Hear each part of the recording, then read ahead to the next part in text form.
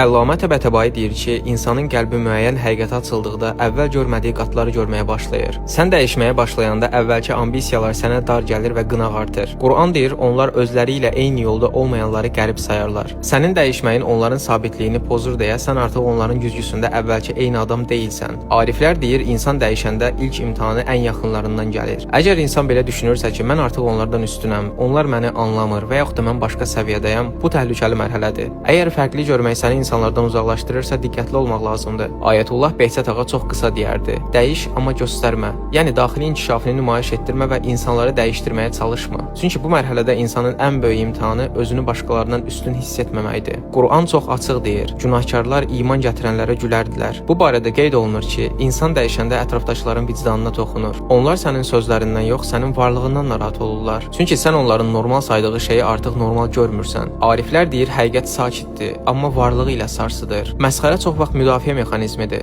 İnsan dəyişmək istəməyəndə dəyişənə gülür. Ariflər deyir, artıq heç kim məni başa düşmür ifadəsi ya Allaha yaxınlaşdırar, ya da gizli təkəbbürə. Ayətullah Behzət ağa deyirdi ki, hər şeyi demə, qəlbində saxla, Allah eşidir. Çünki insan dəyişəndə çox danışmaq istəyir, hamını oyatmağa çalışır. Amma bu mərhələdə ən böyük hikmət sakitlikdir və qəriblik dediyimiz anlayış ruhun ucalmasının əlamətidir. Çünki ruh artıq çoxluğun ölçüsünə sığmır. Ariflər deyir, Allah bəzən bəndəsini insanlardan ayırır ki, onu özünə yaxınlaşdırsın. Əgər sən dəyişmisənsə və məsxərəyə məruz qalırsansa, bu çox vaxt istiqamət dəyişikliyinin göstəricisidir. Özümü çox tək hiss edirəm deyirsənsə, Ayətullah Behzət ağanın bu sözünü xatırla. Əgər Allahla ünsiyyət qurursansa, heç vaxt tək deyilsən və insanlarla olan münasibətində heç vaxt incimə. Çünki onlar sənin keçdiyi mərhələdən keçməyiblər. Sən indi başqa pəncərədən baxırsan, amma hər kəs eyni vaxtda o pəncərəyə gəlmir.